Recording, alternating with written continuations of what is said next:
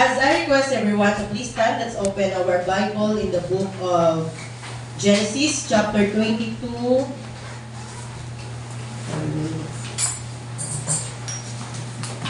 In Genesis chapter 22, 1 to 10.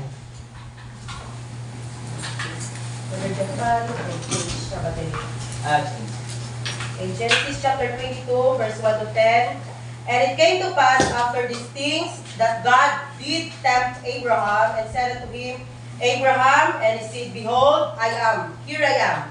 And he said, Take now thy son, thine only son, Isaac, whom thou lovest, and get thee into the land of Moriah, and offer him there for a burnt offering upon one of the mountains which I will tell thee of. And Abraham rose up early in the morning, saddled his ass, took two of his young men with him, and Isaac his son, and clave the wood for the burnt offering, and rose up, and went unto the place of which God had told him. And on the third day Abraham lifted up his eyes, and saw the place afar off. And Abraham said unto his young men, Abide ye here with the ass, and I and the lad will go yonder, and worship, and come again to you. And Abraham took the wood of the burnt offering, and laid it upon Isaac his son, and he took the fire in his hand and a knife, and they went both of them together. And Isaac spake unto Abraham his father, and said, My father. And he said, Here am I, my son.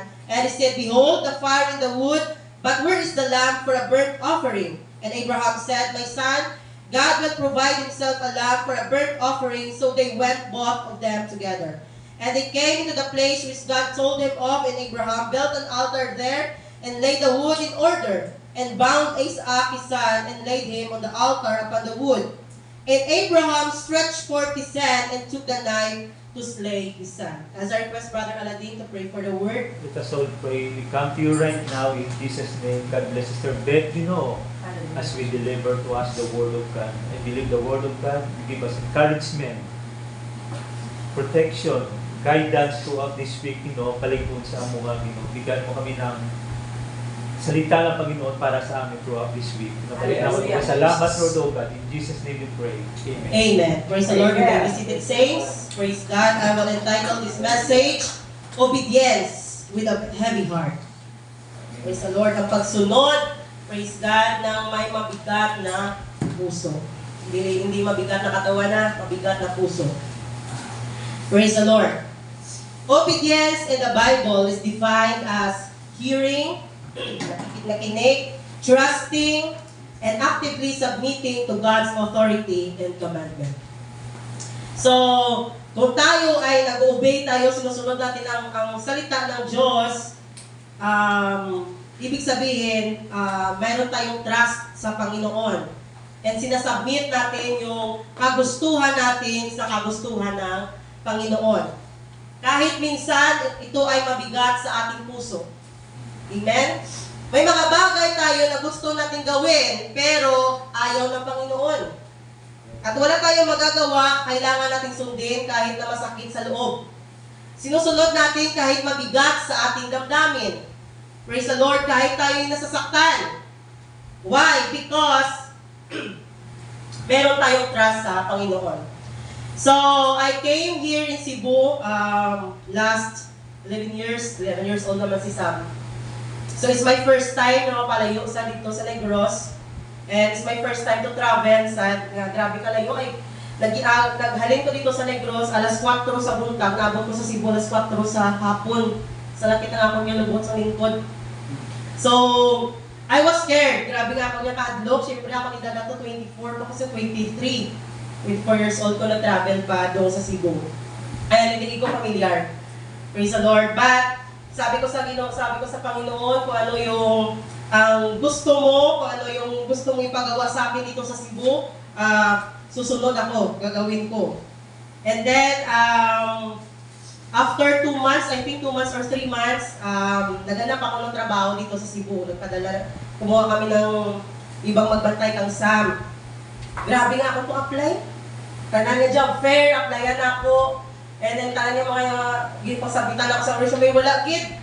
Grabe ang trabaho, pang libot na ako sa mag-apply, tulon.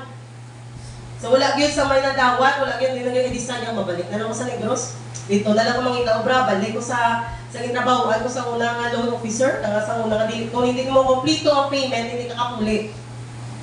Ang mga dungganon, ano ba? Pag-asa. So ako akong company kay Katuwang. Katuwang, wala kay utang, nagaan kag utang. So, kung hindi siya mo makomplito ang mga payment, hindi ka kapuli. So, matulog ka sa balay sa member. And experience that, kapila ko matulog sa balay sa member, ay wala ko na komplito, support ang isa ka center. And then, pero in that moment, praise God, yung decide ko, karoon ako Sunday, di pagka-Lunes, matravel na ako balik sa Negros. Yung wala siya na ngayon, after the service Sunday, nag-message si Brother Aladin, nag-interview, praise God, si Ate Tina, di ay gap ng way na ako'y masudlan.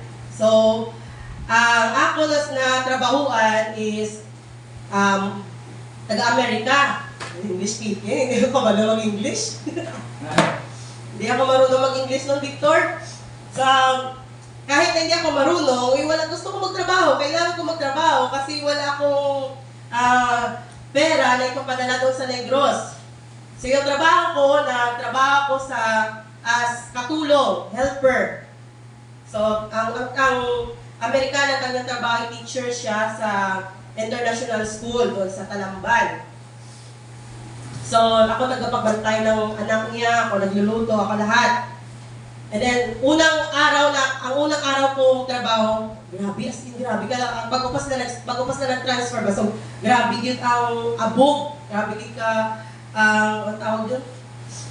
Dumi. Kasi grabe nga akong linis sa kanilang bahay. Then, pagod ako paggabi ako sa grabe nga akong hibik. Kasi grabe gina akong hilak sa Ginoo nga gusto mo nga akong Whistler doing. Kasi grabe gina akong hibik ko sa Ginoo ka nakagraduate mo kong college, nakatrabaho ko, may experience ko, yung anak, na pag-abot ko diri katulong, then grabe ka kapoy. So, kasi grabe gina akong hilak sa Ginoo. But, nakastay ko 2 years.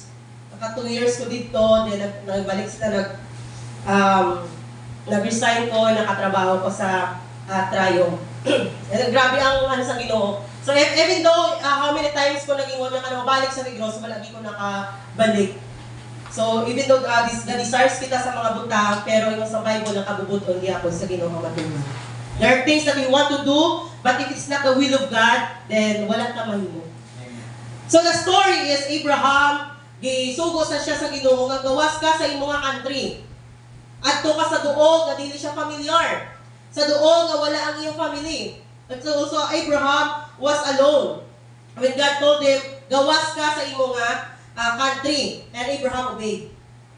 Despite wala siya kay balo kung ano ang situation niya dito, ano ang iyang abda dito nga lugar, wala siya kay balo, hindi niya alam kung ano yung dadatnan niya sa lugar na yon. Pero si Abraham, nag-obey siya sa Panginoon, iniwan niya yung pamilya niya, okay? Iniwan niya yung ang comfort zone niya, iniwan niya yung mga kaibigan niya, iniwan niya yung buhay niya, at sumunod sa Panginoon. Amen? So, there's a popular Sunday school song that says, obedience is the very best way to show that you believe. Alam niyo yung kanta na yun? Praise the Lord. So, ang pagsunod ay ang pinakamagandang paraan para ipakita na naniniwala ka talaga. Hindi natin pwedeng sabihin na naniniwala ako sa Panginoon pero hindi ako susunod.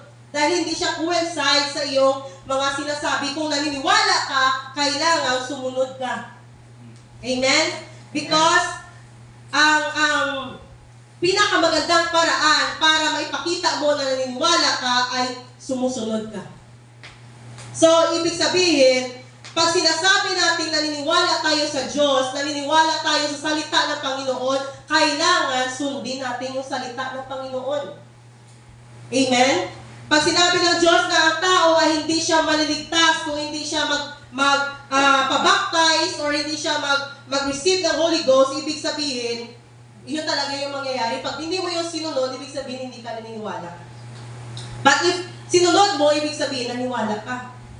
Diba? Si Victor, kung hindi siya naniniwala sa mga sinasabi natin, kailangan mo mag-baptize, Victor, kailangan mo maka-receive ng Holy Ghost para makapunta ka sa langit. Kung hindi siya naniwala sa atin, hindi yun susunod. Amen. At dahil naniwala siya, nagpabaktay siya at naka-receive siya ng Holy Ghost. Praise the Lord. Pero paano kung na panahon, praise God, na merong sinabi sa atin ng Diyos at may pinapagawa ang Panginoon sa atin. Praise the Lord. Pero yung puso natin ay puno ng kabigatan. What is in the moment na sinasabi ng Panginoon, gawin mo ito, gawin mo yan, pero ikaw nag-struggle ka. You are broken, you are discouraged, or yung mga pinapagawa ng Diyos sa iyo ay mas mabigat kaysa kaya mong gawin. Susunod ka ba? May mga panahon talaga, not all the time nga naata sa happy moments. Not all the time na nag-rejoice kita. Not all the time na positive kita. Not all the time that we are encouraged. Sometimes we are broken. Amen. Pero ang salita ng Panginoon, wala siya nakadepende kung broken-hearted ka ba? Or masakit ba yung likod mo? Masakit yung paa mo? Masakit ba yung katawan mo? Masakit ang lahat sa'yo? Ang salita ng Panginoon ay dumarating sa mga panahon na hindi natin inaasahan. Amen. So kung mabigat yung puso mo at kung broken ka at mahina yung loob mo or kanang para sa iyo mas mabigat yung gusto ipagawa ng Diyos sa kaya mong gawin, susunod ka kaya sa salita ng Panginoon? Amen. Susunod ka pa rin? Pag dito pag sinabi ng Panginoon, hindi ka uwi ng Paranaque, dito ka hanggang mag-30 na yung edad mo. Susunod ka? Masawa ka na. Oh, until papayat ka, dito ka. Pag pumayat ka, bumabalik ka ng Paranaque, ano gagawin mo? Papayat ka talaga kasi gusto mo umuwi ng Paranaque. Obedience. Yun ang kondisyon. Example yun ang kondisyon ng Panginoon. Victor, papauwiin kita ng Paranaque kung papayat ka yung kung ang timbang mo maging 40 na lang. O, gagawin mo lahat. Di ba? Siguro, alas 4 pa lang, nag-jogging ka na dito sa Naga. Sa boardwalk. Kaya gusto mo umuwi ng Paranaque. Praise the Lord. So, Abraham, praise God, alam natin na ang tagal binigay ng Panginoon yung anak niya na si Isaac. Pinangako ng Panginoon, paglabas niya doon sa Ur of Chaldees, nabiyan ng Panginoon na bibigyan kita ng isang nasyon na kasing rami ng mga buhangin sa dagat. Yun yung pangako ng Panginoon. Ang pangako ng Panginoon ay bibigyan ng anak si Abraham. Pero nag-99 years old na lang si Abraham, wala pa rin anak na dumating. Praise God. Pagdating ng kanyang anak, 100 years old na siya. Ano tawag yan? Centenarian? Makadawat ng 100,000. Kaya nag 100 years old na siya. 100 years old. Pag naabot ang iyang promised. Tapos, pagdako na Isaac, ipahadan ng sa Ginoo. Yung sa Bible. Ngayon niya, it came to pass after these things that God tempt Abraham. It said, Abraham, and he said, behold, here am I. Yeah, he said, take now thy son. After 100 years niya nahulat, di ba? Hinintay niya yung anak niya na pinangako ng Diyos. At nang lumaki na yung kanyang anak, sinabi ng Panginoon ay, dalhin mo doon si Isaac sa Mount Moriah at i-offer mo sa akin. Ano kayo mararamdaman mo, Brother Mandy? Grabe ang prayer mo. Di ba si Isaac, grabe ang prayer mo, Lord? Nagkaki kaming anapin mo. Kaya pag-abot isang 11 years old or bilang edad isang ihagad na. Ano yung mararamdaman mo, Victor? Kasi na, okay, Lord, pauwiin mo ko na Paranaque. O sige, papauwiin kita December 25, 2026. Dating na December 25, 2026. Sabi ko, next year na lang. O ano yung mararamdaman mo, Victor? Sobrang saya. Dili, sabi ng Panginoon, December 25, 26, uuwi ka. Pero pagdating ng December 25, 2026, binago ng Panginoon yung isip niya. Binawi. Ano yung mararamdaman mo? Magagalit ka sa Panginoon. Sabi mo, Panginoon, ayun na yun, pauwiin mo yung binigay mo sa akin. Malungkot. Si Abraham, binigyan siya ng anak. Pagdaki ng kanyang anak, sabi ng Panginoon, i-offer mo sa Isaac. Hindi na i-offer mo, sabi niya, sunugin mo yung anak mo. Sabi dito, birth offering, sunugin mo yung anak mo at i-offer sa akin. Ano yung mararamdaman mo, Brother Mandy? Yung anak mo na sobrang mahal mo. Diba? Sobrang mahal mo, nag-stress ka, ikaw may pawaan mo, masakitin mong anak, di ka katulog. Sabi ng Panginoon, take now thy son, thy only son, Isaac, whom thou lovest. yung mahal na mahal mong anak. Get thee into the land of Moriah and offer there a burnt offering. Susunugin mo yung anak mo. Upon one of the mountains, which I tell you, di pwede pa nga sa gusto ni Abraham na mountain, kailangan doon yun sa mountain na gusto ng Panginoon. Di pwede ka pili sa Abraham. Di lang Lord, kay lapit-lapit na dito, dool. Di pwede ito, dapat doon yun sa Mount Moriah. And ilang days yung travel? 3 days. Hindi siya pwede magpili kung saang lugar na niya gustong i-offer, kinanglan, sundin niya pa rin yung gusto ng Panginoon. And ang distance ng Mount Moriah from the house of Abraham is a 3 days journey. Diba? I-offer mo na yung mga anak, i-travel mo pa 3 days. Grabe naman ang sacrifice, Lord. The Bible says, on the 3rd day, Abraham lifted up his eyes, nakita niya mo after 3 days nga travel. So God commanded Abraham to offer his son, his beloved son, beloved as a burnt offering. And take note, this is a command. When we say command, whether Abraham like it or not, kinanglan sundo niya na it's a command of God. And the command of God, hallelujah, is a proof. Kung sumunod ka sa command ng Panginoon, it is a proof that you truly love God. Dahil sabi ng Biblia in John chapter 14, verse 15, if you love me, keep my commandments. So, ibig sabihin, kung sinunod ni Abraham, kung susundin ni Abraham yung commandment ng Panginoon, ito ay proof talaga na mahal ni Abraham ang Panginoon. Amen? This is the time that Abraham's love to God will be tested. Ito na yung panahon na kailangan testingin talaga kung sino yung mas mahal ni Abraham. Yung Diyos ba o kanyang anak? Praise the Lord, may mga panahon, Victor, na titistingin ng Panginoon, sino ba yung mas mahal mo? Yung girlfriend mo? Or yung Panginoon? Yung apps mo sa cellphone, na grabe yung play mo? Praise the Lord, nakasabay ko per minutes. Okay, ang purpose ng games para sa cellphone, para makuha yung mga stress. Sige, duwa na stress na kunoon kasi nasamot ang akong stress, hindi ko mo daog. Praise God. Delete na gani Ate Chay. Sige ka nagkasakot. Praise the Lord. Awesome. There will be times, praise God, na titistingin talaga ng Panginoon kung sino yung mas mahal mo. Ako na nagbigay ng iyong anak, or yung anak mo, na binigay ko. So ito yung panahon na kailangan ng subukin yung pagmamahal yung pag-ibig ni Abraham sa Diyos. Praise the Lord. So may mga testings talaga. Kung ano yung mas pipiliin mo ba yung mga bagay na binigay ng Diyos o yung Diyos mismo na nagbigay ng bagay na yan sa'yo. So I saw a commentary, sabi niya dito, mabigat yung kahoy na dinadala ni Isaac. Si Isaac ang nabitbit sa kahoy para isunog sa iya. Mas mabigat yung kahoy na dinadala ni Isaac, pero mas mabigat ang puso ni Abraham na nakikita niya ang kanyang anak. Alam niya na sa pagdating nila doon sa bukid or sa mountain, susunugin niya ang kanyang. Mas mabigat yung dinadala ng isang ama na alam niya yung anak niya ay susunugin. But praise the Lord, Abraham obeyed. Sabi dito sa Bible, nung tayo sinabi ng Panginoon sa kanya, sige, offer mo yung anak mo. Si Abraham ay gumising ng maaga. In verse 3, and Abraham rose up early in the morning. Diba? Wala siya nagpadili-dili. Mga alas 11 lang siguro. Kaya i-offer naman ako na mamatay naman siya. Kinanglan ko mag-spend time sa akong anak. Kaya mapatay na ni siya.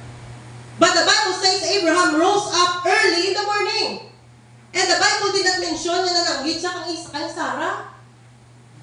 Diba? Wala rin na Diyos sa Bible nga nananggit sa Abraham na sa ingon ang Ginoo. Kaya basin kahibalo siya kung unsa ang babay ni Sarah. Kita niyo ito katong time. Pagwali na ito sa Hagar, kung ano ka maldita si Sarah. Praise the Lord, kahibalo siguro ako ni Usulti niya kang Sarah, basin World War III pa lang sa buong Genesis. Praise the Lord. So, Abraham did not ask Sarah. Wala siya na nga yung approval ng Sarah. He obeyed kung ano yung sinabi ng Panginoon. He obeyed kung ano yung ang salita ng Panginoon. Ibig sabihin na mas mahalaga pa rin ang salita ng Panginoon kaysa salita ng kanyang asawa. Mga bata. Amen. Praise the Lord. Si Abraham, nihalang Amen. Ay, si Brother natin.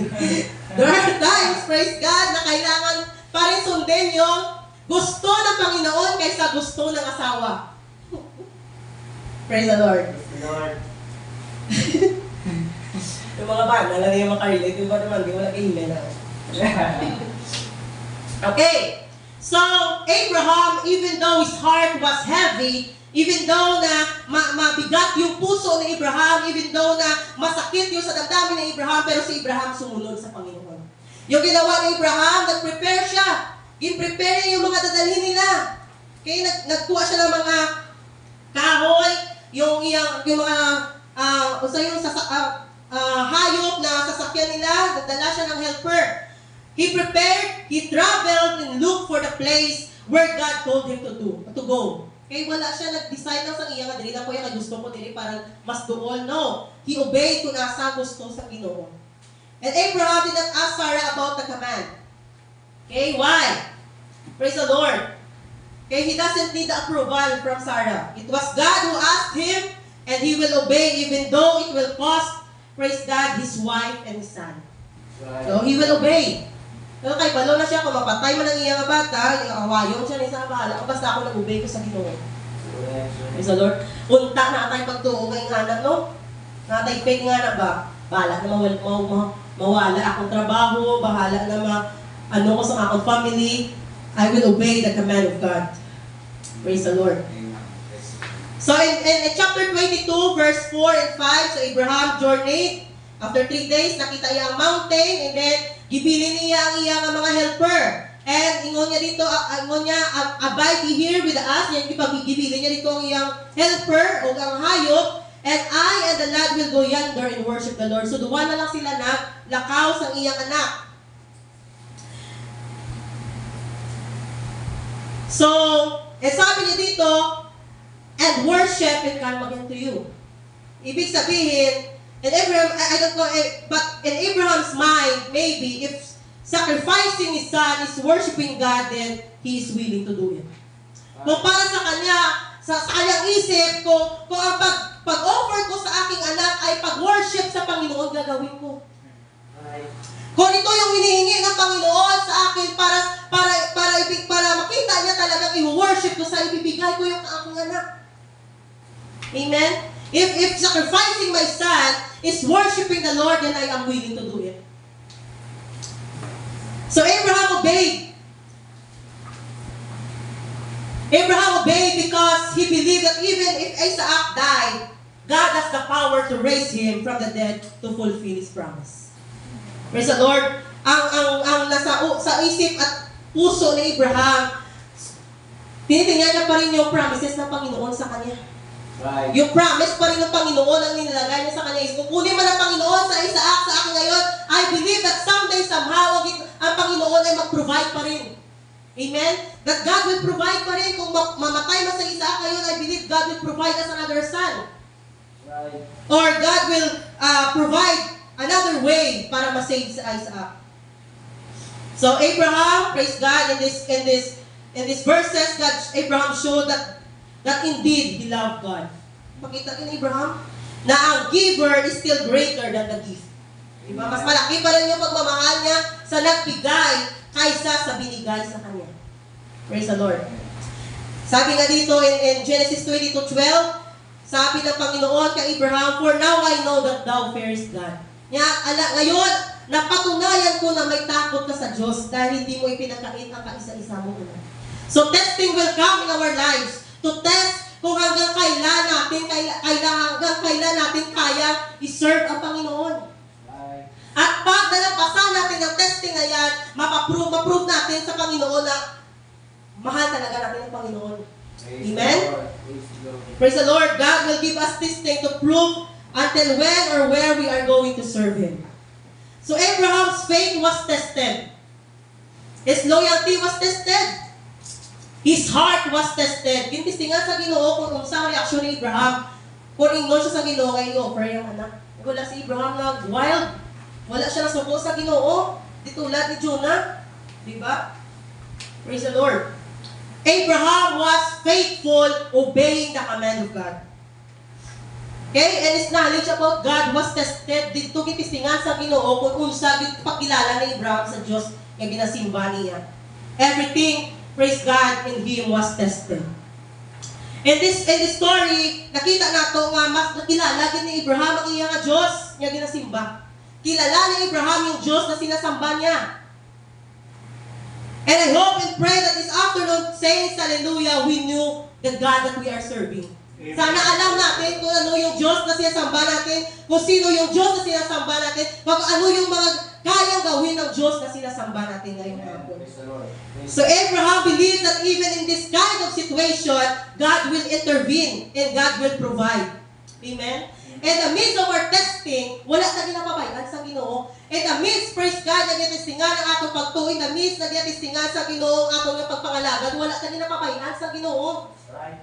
We are not facing the testing, although ang kailangan testing, ginatest sa Ginoo to prove sa atong nga reaction, sa atong nga relationship sa tubangan sa Ginoo. But despite ang Ginoo, wala na gapabaya sa atong. Amen. Diba? We are not alone in facing testings. So Abraham knew his God, that God will intervene and God will provide. And indeed, God provide. So sa time na nga, iyan ang, gabon, iyan ang punon, so iyan ang saksakin, si Isaac, gihigot na niya sa Isaac sa kahoy, and ready na niya nga saksakin. But in the time na sa saksakin na ni Abraham, ay ang kanyang anak ang Panginoon na provide ng lamb. In that moment, in that time. So God is a present help, yun. Praise God, to rescue, to intervene, and to provide. Praise the Lord. So that's why, praise the Lord, because of the testing, Abraham was called the father of faith. Okay? Amen. Hindi siya pwedeng tawagin na father of faith kung hindi tinistingan yung kanyang faith. Wala siya kitawag ang father of faith kung wala'y testing ang kanyang faith. Praise the Lord. So, wala makakita sa testings para nga maingon ka nga, that is my child, that is my son, that is my daughter. Praise the Lord. Because why? You overcome the testing. Yes. Praise the Lord. So, let's put this in our mind, saints. The time will come, God will ask. Okay? Time will come, Brother Mandy, God will ask you something. He will test us, and He will check what inside our hearts, and how deep we know Him. Time will come that we will be facing a lot of testings. Praise the Lord. But in seasons of testings, He will never leave us nor forsake us. Yes. He will make a way when there seems to be no way. So God will intervene on time. He will make a way on time, and He will provide on time. All we need to do is to obey. Despite of struggles, despite of pain, and despite, hallelujah, of heavy hearts. Just obey. Praise the Lord. And there is the greatest obedience ever recorded in the Bible. Greater than the obedience that what Abraham did. Praise the Lord. And this obedience benefited us, and until now we are enjoying because He obeyed. Amen. Na ay obedience sa Bible, na merong obedience sa Bible na nag-record, na tanan kita naka-benefit because of that obedience, and we are now enjoying because that person obeyed. Okay? But this obedience, hallelujah, yung sasabi ng Bible, obedience was full of sorrow. Puno ng kasakitan yung obedience na ito. And it was very heavy for him to carry, but yet he obeyed. Do you know? Sino? Ayaw lang obey, na kahit sobrang bigat na, pero he obeyed. Kahit sobrang sakit na, pero he obeyed. Philippians chapter 2 verse 8, sabi dito, and being found in fashion as a man, He humbled Himself and became obedient unto death, even the death of the cross. Nagpakumbaba siya at naging masunurin hanggang sa kamatayan. Maging ito man ay kamatayan sa cross. Right. Praise the Lord. I believe, praise God, you already have an idea kung sino yan. Matthew 26, 36, 39. This is the prayer, or this is the story when Jesus Christ went to the Garden of Gethsemane and prayed. Dito yung hiniling sa Panginoon. May hiningi siya sa Panginoon na kung pwede palang kunin ng Panginoon, na kung pwede palang hindi niya sana ito maranasan. Okay? Open your Bible in Matthew 26, 38 to 40. Sakto ba? 36 to 39.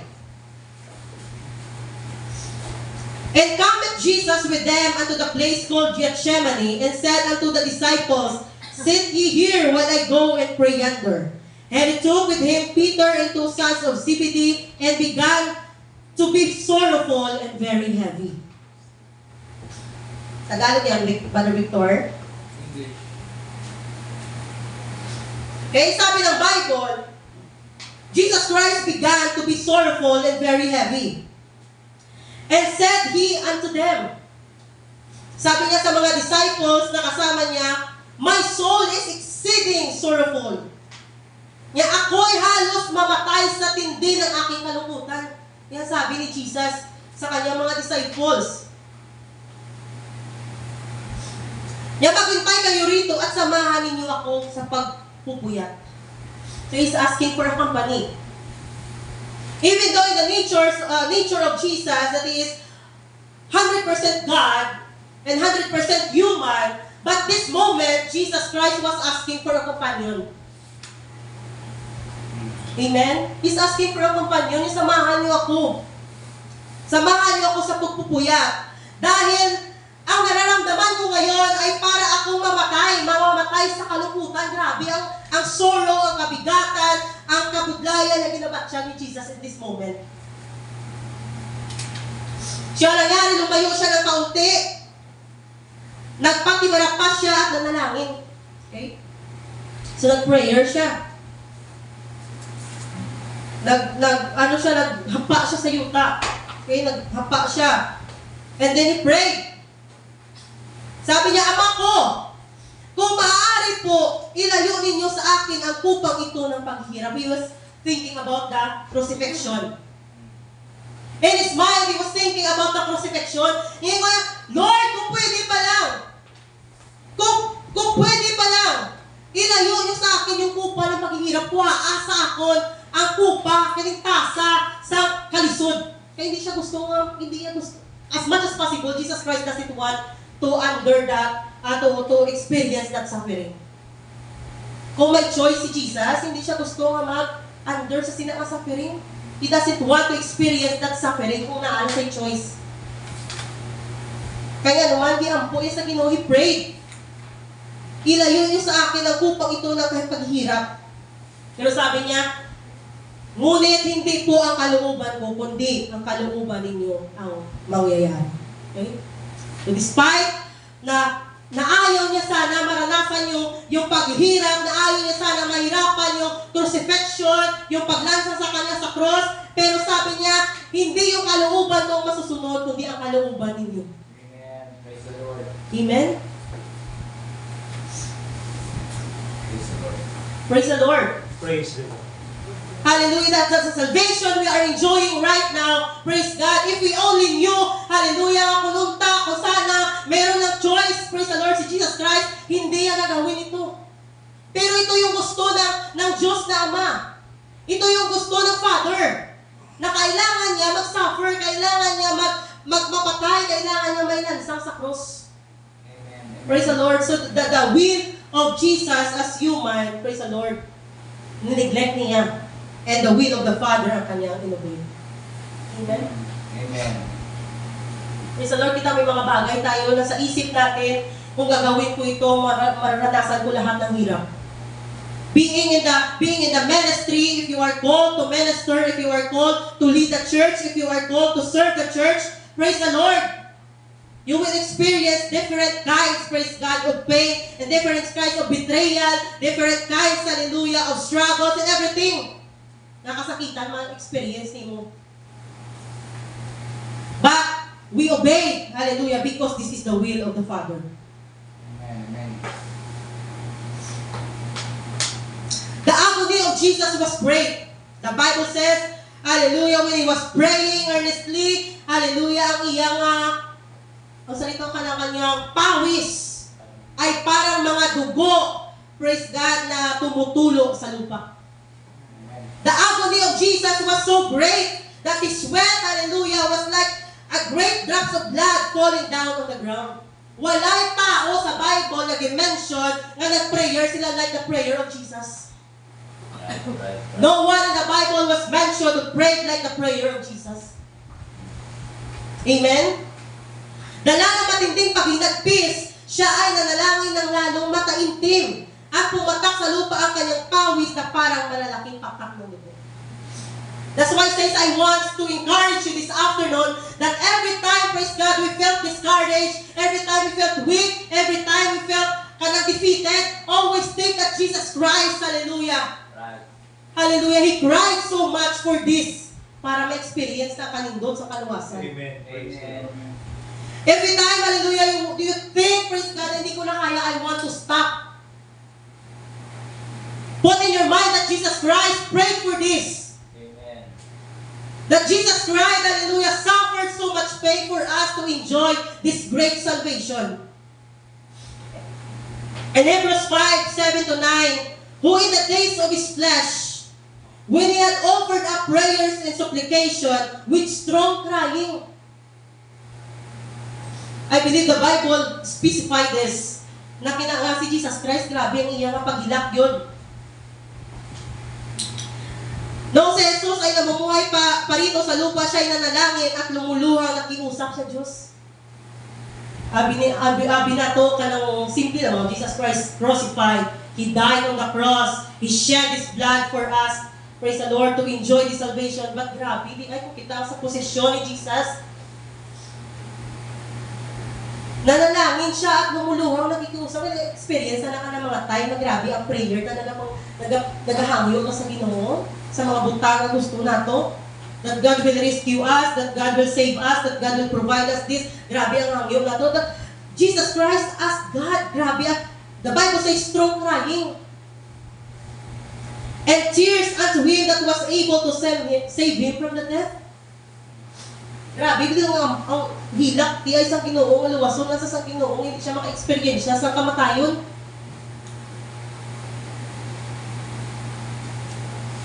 At dininig siya ng Diyos dahil lubusan siyang nagpakumbaba. Yes, he experienced death, pero after 3 days, siya gina-resurrect sa gihapon sa Ginoo. Kahit na siya'y anak ng Diyos, natutunan niya na ang tunay na kahulugan ng pagsunod sa pamagitan ng pagtitiis. At nang siya'y maging ganap, siya ay naging sanhi upang magkamit na walang hanggang kaligtasan ang lahat ng mga masunurin sa Kanya. Amen. Imagine, praise the Lord, if Jesus Christ did not die on the cross. Kung si Jesus Christ, wala siya nag-obey sa will sa Father. If Jesus Christ disobeyed, praise the Lord, hallelujah, ano kaya yung mangyayari sa atin ngayon? If without praise God, this obedience of suffering, we do not have salvation right now. Amen. Praise There will be no Acts 2:38. There will be no John 3:3 and John 3:5. Mark 16:15-16. Walay preaching of repentance, baptism, and receiving of the Holy Ghost. Amen. Amen. Praise the Lord. Amen. If Jesus Christ never died, there would be no Christian faith as we know right now. Right. Right. If Jesus Christ did not obey, hallelujah, there is no forgiveness of sins. And if Jesus Christ did not obey, there is no hope of salvation in eternal life. Amen. Imagine. Amen. If Jesus disobeyed. But Jesus obeyed even with a heavy heart, even with a very sorrowful heart, and even with a great crying and supplication. He obeyed.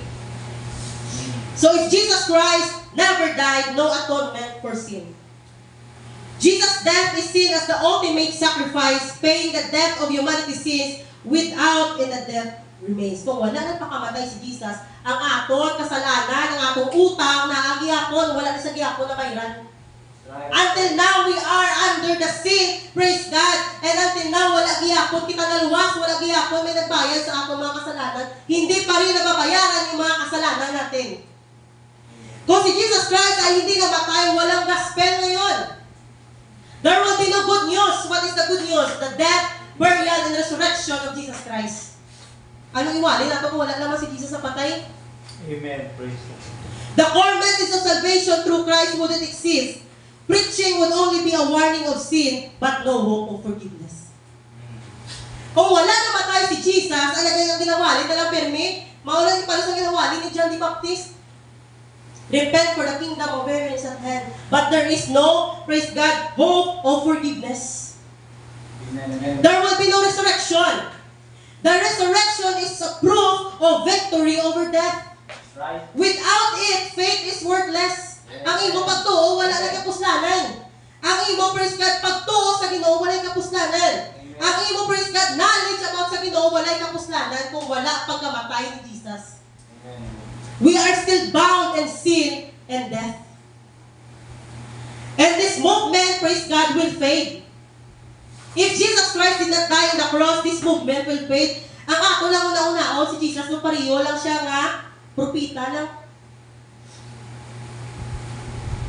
Praise the Lord. It means i-remember lang sa tao, pero wala siya sa tinuon niya gibilin sa ato. Like Muhammad. His ministry is centered on His death and resurrection. So kung walay pagkamatay sa cross, kaning aton nga maginabuhat, karon wala may kapuslanan. Amen. Amen. Okay, going to church is useless, is vain. If Jesus did not die, hallelujah, there will be no church. Amen. Praise the Lord. Amen. Christianity's faith built on the cross and resurrection, praise God, wouldn't exist.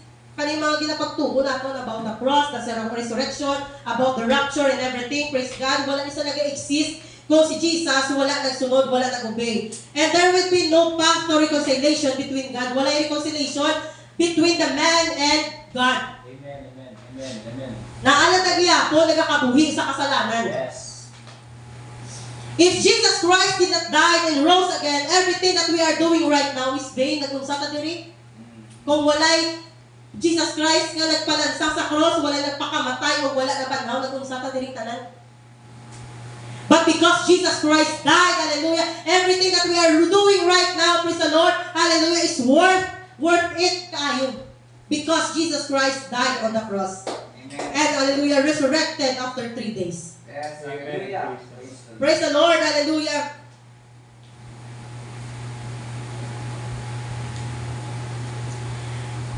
And last verse, 1 Corinthians 15:12 to 19.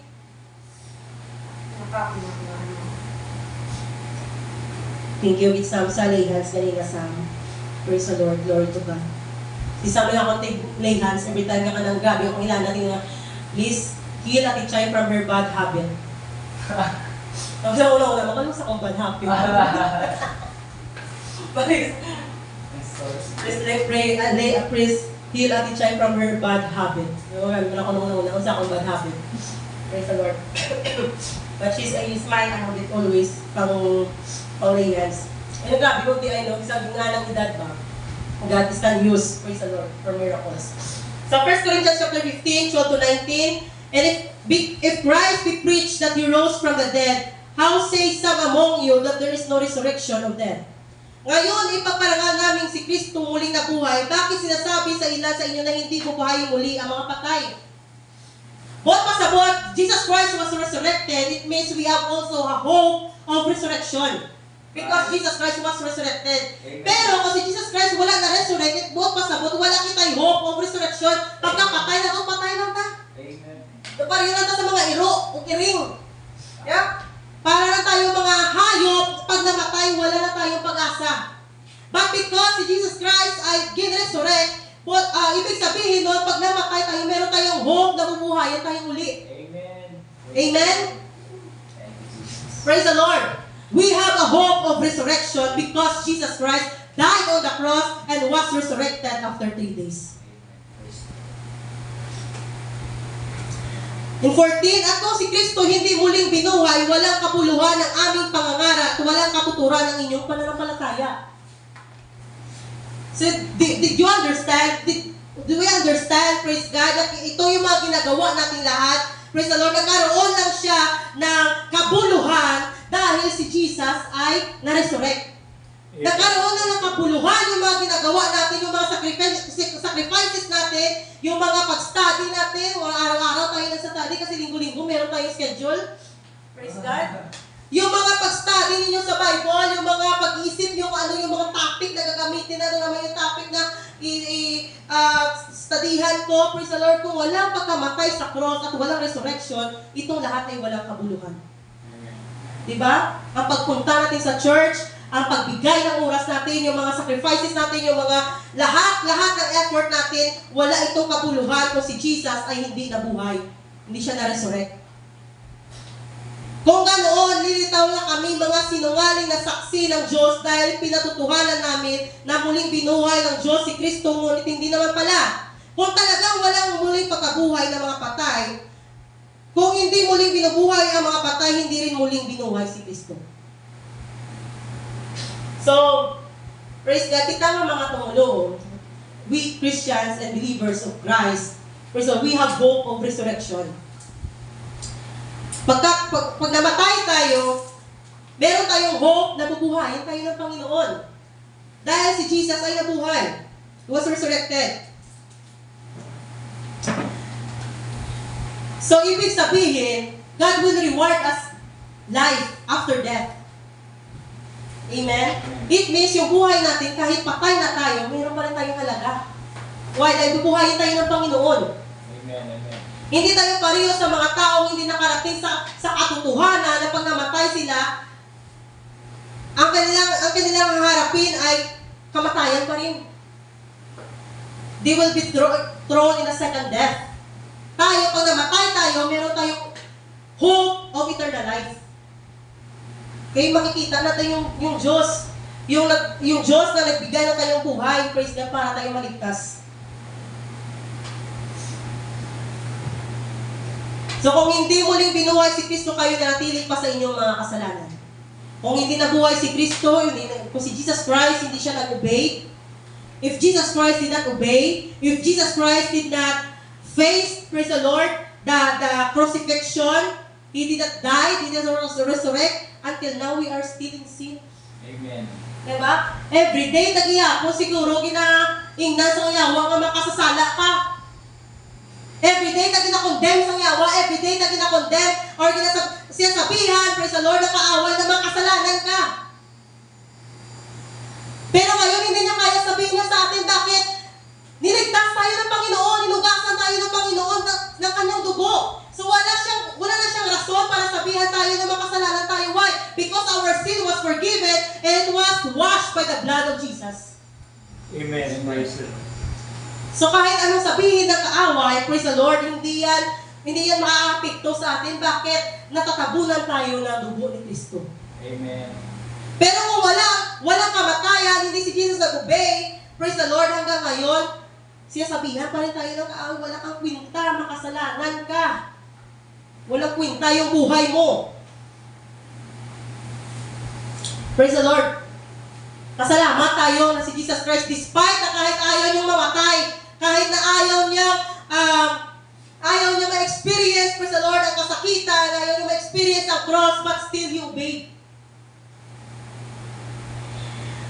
What is the difference between Abraham and Jesus Christ? MC? Ready na kanina? Praise the Lord, what's the difference between Abraham and Jesus Christ? Abraham obeyed to prove his love to God. Nag-obey si Abraham para ma-prove niya nga, ginahigugma niya ang Ginoo, para ma-prove niya na mahal niya yung Panginoon. That is his obedience. He obeyed to prove that he loved God. Pero Jesus Christ, He obeyed to prove His love to us. That's the big difference. Nag-obey si Abraham para ma-prove sa Panginoon yung mahal ng Panginoon. Pero si Jesus Christ nag-obey para ma-prove sa atin na mahal niya tayo. Amen. Amen? Abraham, kaya kong i-offer yung anak ko para na ma-prove ko sa iyo na mahal kita, Panginoon. Jesus Christ, kaya kong i-offer ang buhay ko para ma-prove ko sa inyong lahat na mahal ko kayo. Amen. Amen. Thank you. That is Jesus Christ. Hallelujah. Praise the Lord. Hallelujah. All of us right now, hallelujah, wala tayo dito ngayon, wala tayo, hindi natin ma-experience, praise God, yung kaligtasan na experience natin ngayon kung si Jesus Christ, praise the Lord, natakot. That's right. Kung si Jesus Christ, umindi. O si Jesus Christ, praise the Lord, sinabi sa mga, ayaw kong sundin. Kasi mahirap. Ayaw kong sumunod kasi masakit. Ayaw kong sumunod kasi natatakot ako. But maybe because we, in the mind of God, hallelujah, I love these people. I love Samuel, I love Victor, I love Mandy, I love Jeff, I love Christina, I love Rafael. I love them. So despite na masakit, kahit na mahirap, kahit na nakakatakot, gagawin ko. Dahil mahal ko kayo. Amen? Amen. So say hallelujah when times that you felt, praise God, na parang ayaw mo na parang hindi mo na kaya, na parang natatakot ka, o parang, praise the Lord, parang sobrang sakit na. Isipin natin na mas masakit yung naranasan ni Jesus. Amen? Isipin natin na mas nahirapan si Jesus. Praise God. Na mas mahirap para sa part ni Jesus na sumunod. Dahil mahal niya tayo. Praise the Lord. Everyone say praise the Lord. Praise the Lord. Praise the Lord. I pray na I give justice to this message. As I give this back, praise God to our MC this afternoon. Praise the Lord. Praise God. Amen.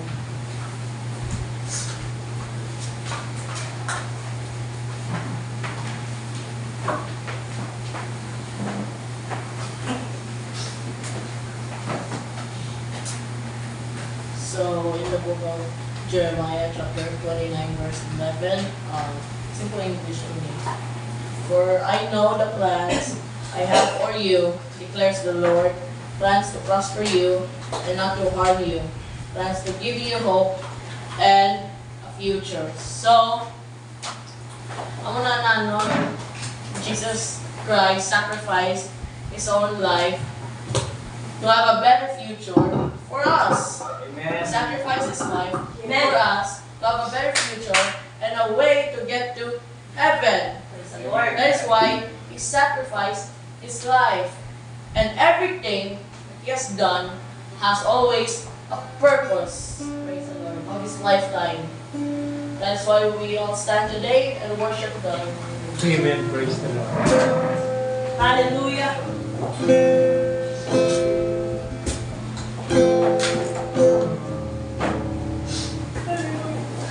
Thank you, Jesus. Thank you, Lord.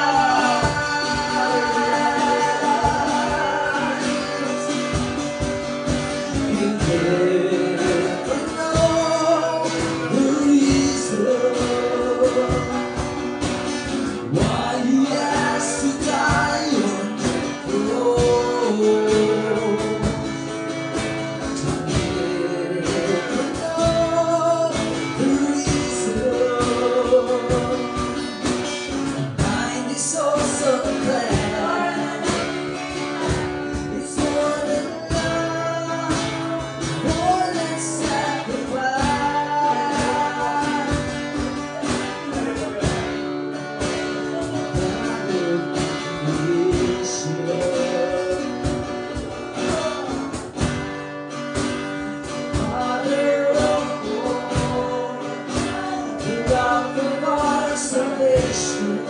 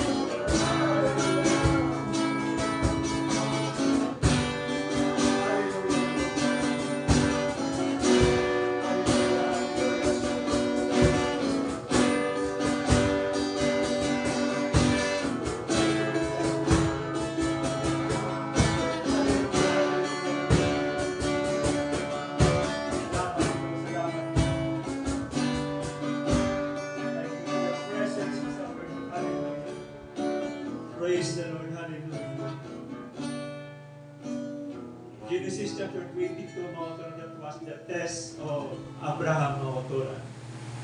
And the offering of Isaac, mga karon, that was the picture of prophecy of the death of Christ, mga karon, 2,000 years ago in Mount Moriah, mga karon.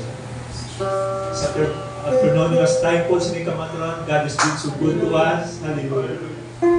Salamat Ginoo sa makatawag Hallelujah, Lord. Nabalik na mo siyang pasalamat, Lord. Ikaw will take your people throughout this week. Preserve them, Lord, O God, along the way. Ikaw ka-provide sa tagsan natin ng ating Lord. We thank you, we bless your name, Lord, O God. We offer sacrifices. In Jesus' name we pray, Lord. Thank you, Lord. In Jesus' name. Amen. See God's everybody. Praise the Lord. See you.